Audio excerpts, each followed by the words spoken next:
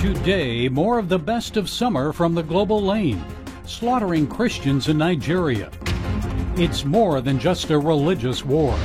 Democratic presidential candidates try to outdo one another to win African American votes. Michael Brown and the Jezebel spirit that's overtaking America. And Unpatriotic USA, some things that should make all Americans proud. And it's all right here on the global lane. Christian persecution in Nigeria gets little media attention, but Christians in that country are suffering every day, and it's getting worse. Is this a religious war? Muslims waging jihad on Christians, or something more? In Washington, I sat down with Nigerian researcher Darlington Akaiso.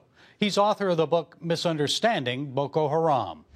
Darlington, you spent a lot of time going back to Nigeria, interviewing people, doing a lot of research. You've come up with an amazing book about Boko Haram. What is it about Boko Haram that we in the West don't understand? Boko Haram, from your perspective or from an outsider's perspective, is pretty much what it has become today. So what people don't know about it is how it started. But again, I'm here to tell you that Boko Haram has an ethnic component, which is very strong. It is an ethnic war which has blossomed into what it is today. So that's the piece of the puzzle where people don't easily see. See, our viewers would assume that it's a religious war, that these are militant Muslims, terrorists, who have declared war against Christians, bombing their churches, dragging people out, murdering them. But you say it's more than that. Absolutely. In fact, it has blossomed into a religious war. That I'm not arguing about. It didn't start that way. It didn't start that way. So this is an ethnic issue. If you look at Nigeria, take a look at the northern part of Nigeria. We have the Canaries on the northeast. We also have the Fulanis and the Hausas on the northwest and the north central. Boko Haram is of the Canaries, the northeastern part of Nigeria. But I want you to also understand that Nigeria has so many ethnicities. It's about 250 ethnic groups in Nigeria, over 300 languages. So pretty much, Nigeria is made up of independent kingdoms or states, which we pieced together into Nigeria. So when you say the Canaries, the Boko Haram, it's not just centered within the northeast part of Nigeria. It cuts into Chad, it cuts into Niger, it cuts into Cameroon. All of them together existed back in the days as one nation. So if anything happens in Nigeria, they come together to support that piece of them. What happened is back in the days, when the Hausa and the Fulani jihadists tried to take over the whole north, they were resisted by the Canaries. So pretty much that became a safe haven for other religions to come there to settle. So we have huge Christian settlements. The Christian settlement where the girls were kidnapped is called Chibok, and that is a huge Christian settlement within that area. So what happens is when there's contention between the Canaries and the Fulanis, they now take on the anger that comes from them gets taken on the Christians. Why would you go kill the Christians who they've done nothing to you? So Christians now become a victim of the tension between the Canaries and the Fulanis. You say initially it was not a religious war, but it's become that. That's right. Is it still that, and why? Now it has blossomed into everything, even much more than a religious war. Because the Canaries have no voice. The Canaries are not represented on the Nigerian discussion table because of the majority of Fulanis which take over the north. So now the Canaries, in order to get a voice, they've availed themselves to everything, be it ISIS, be it politicians. Whoever wants to use them for an evil cause is free to use them. So this is what they have become, which wasn't the intention from day one. So they're being used. Yes, they're being used. How about the Fulani herdsmen? I had one individual tell me, look, the average Fulani cannot afford an AK-47 to go and kill Christians and raid their villages and slaughter Christians. So where are they getting the AK-47s for? What's that all about? Gary, you're reading my mind. My view on this is from my personal research. Others may argue about it, but I do have points and I do have facts to defend this.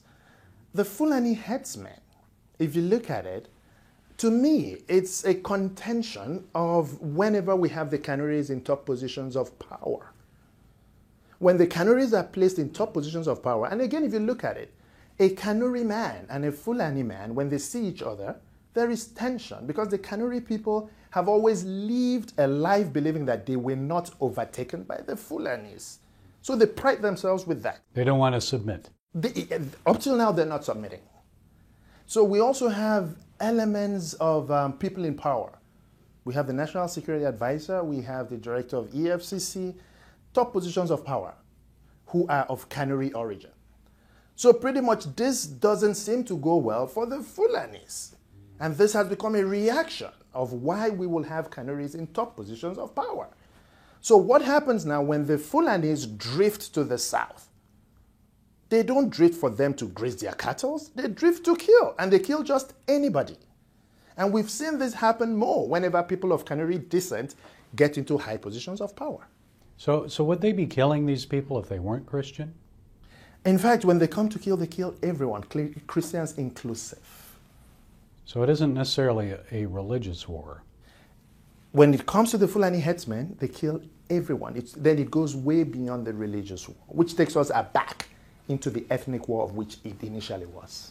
So it's all about power, control, who controls the land, who controls the money, who controls the government. Absolutely. Remember for a moment what it was like to be a child.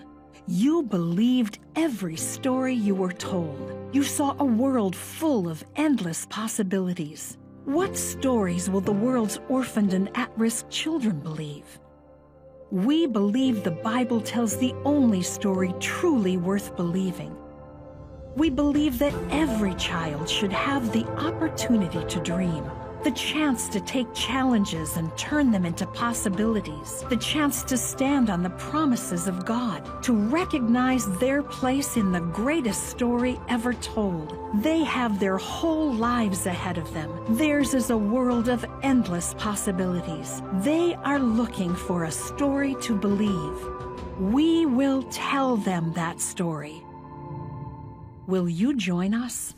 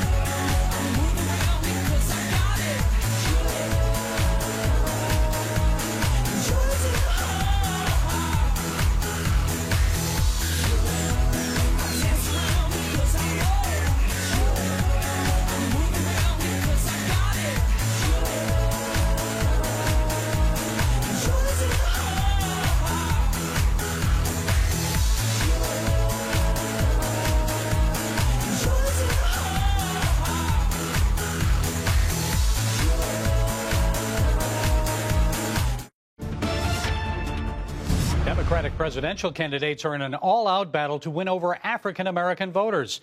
Black voter turnout declined sharply during the last presidential election, falling from a record high of 66.5% for 2012 to 59.6% in 2016.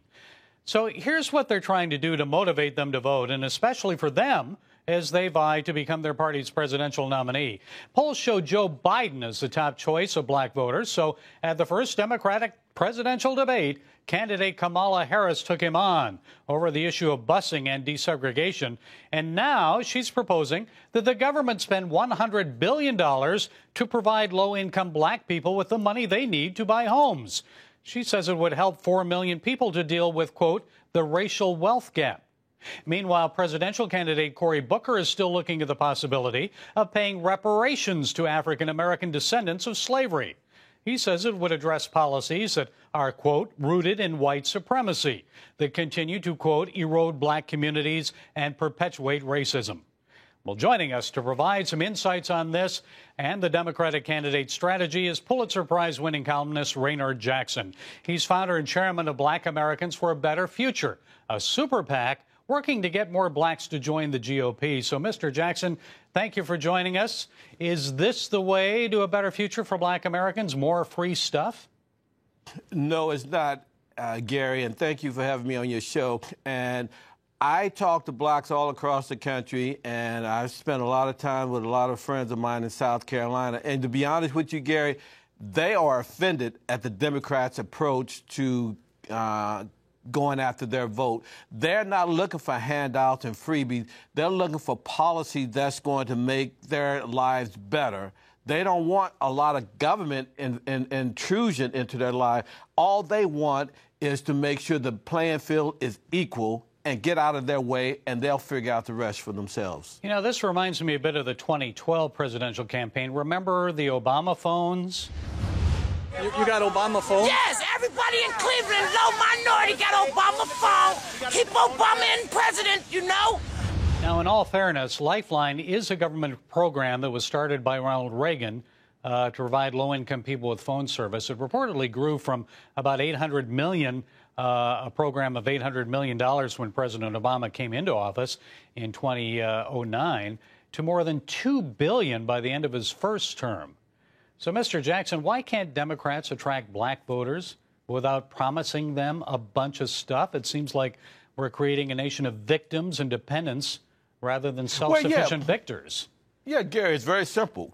The Democratic Party has no substantive policy issue that would appeal to the black community. So what, you're going to go into the black community talking about homosexuality and transgender issues? That's a loser. You're going to talk about amnesty for illegals? Well, that's a loser. You're going to talk about increasing the minimum wage? Well, that's a loser. So what do? You try to get them emotionally riled up, those who are lower information voters. But the black community is more intelligent than the Democrats want to give them credit for. And I tell you, the policy that they're advocating are anathema to the black community. And so I want your audience to realize that there are more black folks who think like me than what you see on MSNBC and CNN. Black folks believe in substantive policy. Every time the government gets involved in the black community lives, Gary, we end up getting destroyed. Welfare, the Tuskegee experiment, et cetera. So what we need in the black community is less government intervention in our lives and just more fairness in how we approach our lives. And we know there's a wealth disparity. Black income's about half the amount of whites. And why is that? How should that be addressed?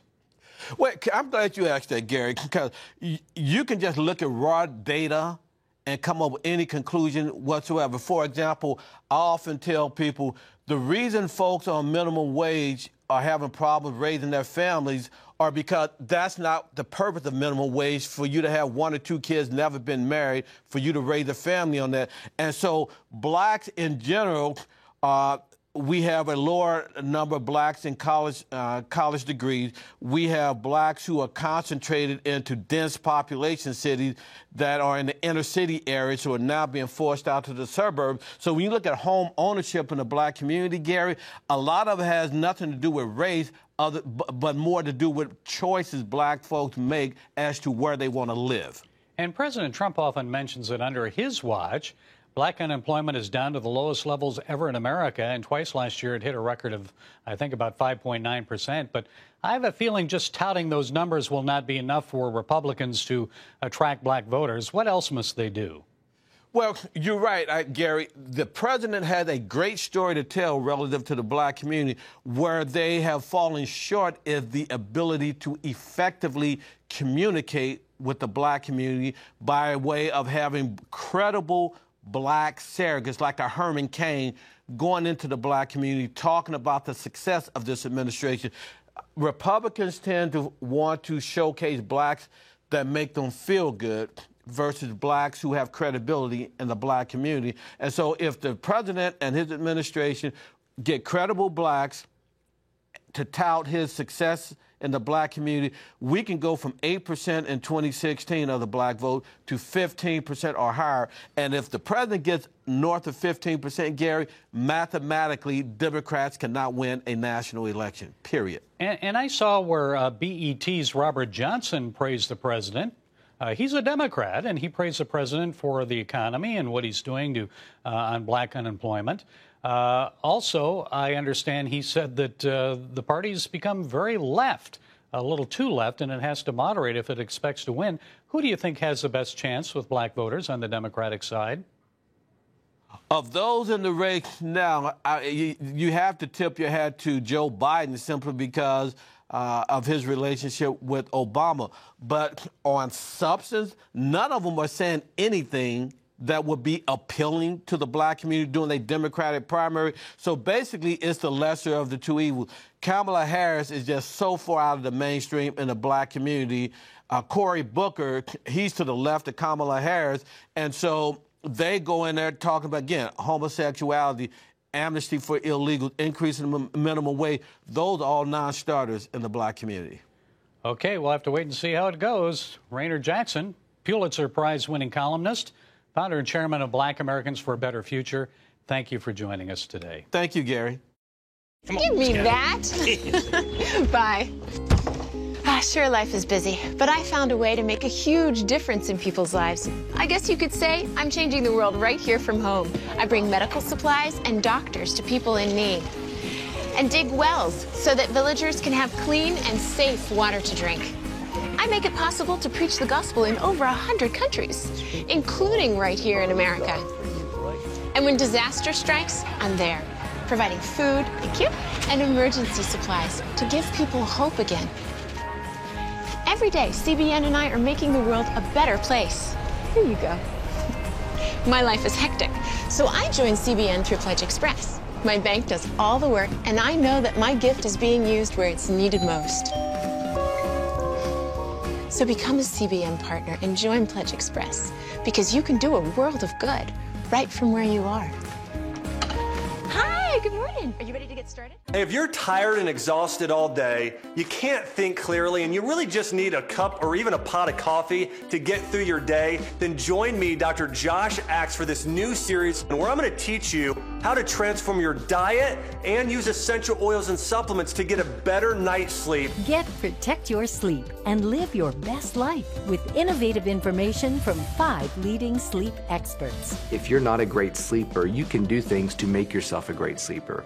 If you're already a pretty good sleeper, you can enhance your sleep and be even better. Discover a sleep-enhancing bedtime routine, how to put insomnia to rest, learn how to relieve pain that disturbs sleep, and much more in Protect Your Sleep. Everything you do better with a good night's sleep. Wake up to your best life. Call 1-800-700-7000 to get your free DVD or booklet of Protect Your Sleep today. Don't miss out on this brand new series. You've likely noticed a trend on American television in recent years, emasculating men, ridiculing fathers, and presenting them as dumb. Journalist John Cherny wrote a New York Times op-ed years ago about Hollywood's obsession with the doofus dad. Well, here with more is Dr. Michael Brown. He's founder and president of Ask Dr. Brown Ministries. He's a talk show host and author of about 36 books. His latest is called Jezebel's War with America, set for release August 6th. Dr. Brown, thanks for joining us. I want to discuss your new book, but first, dumb dads. It seems like when we were children, it was Father Knows Best, Stephen Douglas, the dad from My Three Sons, Ward Cleaver of Leave It to Beaver, remember him? Well, these were wise, strong dads with usually good advice. Why the change from that on television and in our culture now? It's such a bizarre thing, but it is absolutely a concerted attack on manhood, on masculinity, on fatherhood. It really is an emasculating of men. I mean, we've gone from Father Knows Best to Homer Simpson and Everybody Loves Raymond. It's really remarkable. The father is an idiot. The father is the last one to get it. The father is the laughingstock. And you think there's got to be something behind this because the people writing the sitcoms, the people writing the dramatic shows, they're not all working in concert, and yet they share certain mindsets so different from when we grew up. And I just look at it as part of the larger attack on the family. If a man just tries to cover his wife and kids and be the spiritual head of the home, that's called toxic masculinity. And it's part of this radical feminist push against anything good in manhood. If you're a male today in America, you're guilty by default. And to me, it's part of this larger Jezebelic attack on our culture to emasculate men. That the father's wondering, I'm not an absentee dad. I'm the one taking my kids to soccer practice. You know, I'm the one driving them to school. I'm involved with this. I'm involved with that. And yet there is the caricature that no matter what you do, it's the doofus dad who always gets things wrong, kind of the idiot, late coming to the party. So I have to look at it as more than just a reflection of the society, but rather a projection, a projected attack against men in America today. And this leads well into your book, Jezebel's War with America, because, as you say, there is a Jezebel spirit. First, for those unfamiliar with the Bible, who was Jezebel? What is the spirit that is having an impact on America? So when we talk about the spirit of Jezebel, we're talking about the same demonic forces that worked through this evil woman 3,000 years ago, working again today. In the Bible, she is a pagan princess who marries a king in Israel and leads the nation deeper into idolatry. She was a murderer. She killed the prophets. She intimidated by fear. She emasculated men. She's also associated with sexual immorality and with witchcraft. And you put these things together and you look at our society today, from the radical feminist spirit to the shout your abortion, baby killing spirit, to the rise of witchcraft. Today, reportedly more witches in America than Presbyterians. The flood of porn and sexual seduction and immorality. The war on gender, trying to make men into women and women into men. And this concerted effort to stop God's people from speaking up. It really is, in that sense, for both men and women, a taking away of spiritual authority. And then in the Bible, the one who ultimately comes into final conflict with Jezebel is King Jehu, this kind of reckless king. He does a lot of good, but a lot of collateral damage. And when you have a president like Donald Trump, whether you voted for him or didn't, you see it's the same kind of thing. The radical feminist spirit comes out of the woodwork, now wants to blow up the White House. You have witches hexing the male patriarchy. It is a battle with the spirit of Jezebel in America today like nothing we've ever seen in our history. There are demonic powers at work, and we can't fight them if we don't recognize them. And then once we recognize them, we realize that we have mighty spiritual weapons to pull down these strongholds. Dr. Michael Brown, author of Jezebel's War with America, thank you for setting us straight today. Oh, my joy, anytime. We will move the American embassy to the eternal capital of the Jewish people, Jerusalem. As the nations rage, you can stand with Israel. History is being written, and I want to be a part of it. Call 1-800-700-7000 and get to life. This is our nature as a country. Discover the untold story of how Israeli volunteers are changing the world. We consider it our duty to reach out and help others around the world. For a gift of $10 or more, you can own the acclaimed CBN documentary To Life. To treat a human, no matter what he is, which religious he have, which color he is, this is what I'm doing. Support Israel in their time of need. Get to Life, now available on DVD. Call 1-800-700-7000 or log on to cbn.com. And I wish that other people throughout the world could see this side of Israel.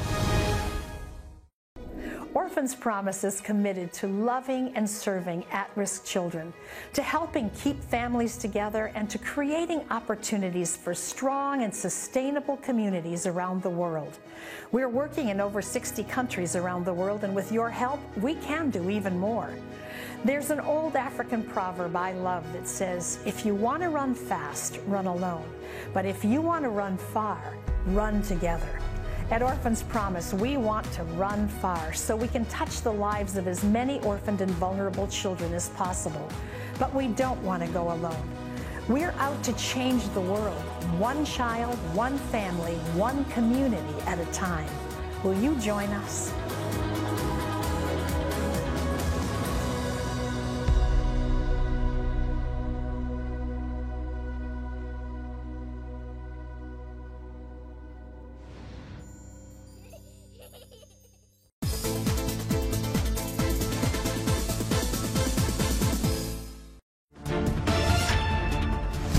American pride has hit a new low.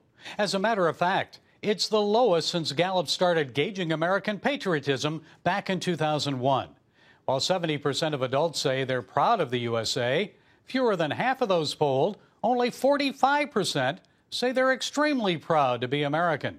Only 22% of Democrats say they're extremely proud of this country, and a whopping 76% of Republicans say they're extremely proud. 8 aspects of government and society were also polled. Pride in American scientific achievements, 91%, and the U.S. military, 89% received the highest ratings. The lowest, America's health and welfare system at 37%, and only 32% say they're proud of America's political system. No surprise there. So what's the reason for this lack of patriotism and pride in America? I'm sure many liberals will blame Donald Trump. But I believe it's because of the way we are educating or not educating our children.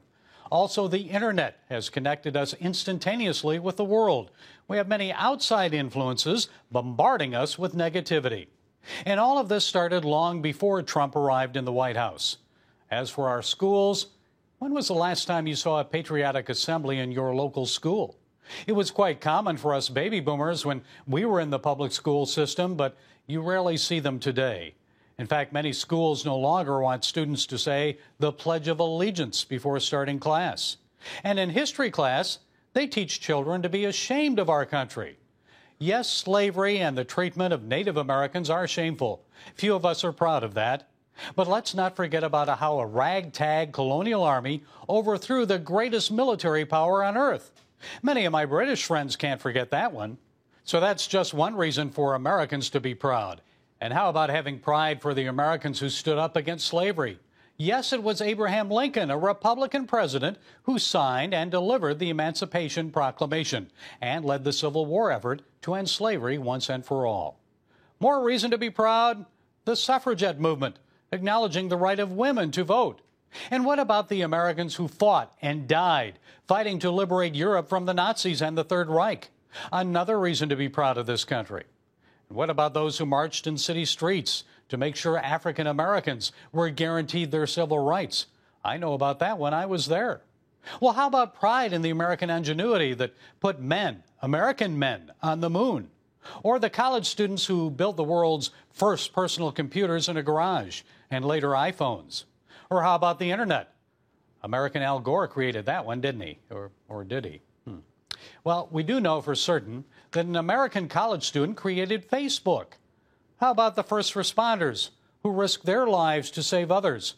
One of those American heroes, Luis Alvarez, just passed from cancer. He rushed in to help when one of the Twin Towers collapsed on 9/11. So I could go on, but you get the idea. Yes, as you enjoy the afterglow of this nation's 243rd birthday celebration, stand proud, America. This is a great country. And remember the old adage, America is great because it is good.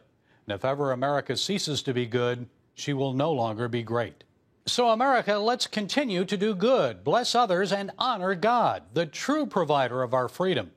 That will keep us great and give us all a reason to be proud.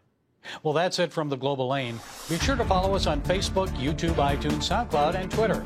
And until next time, happy birthday, America. Be blessed.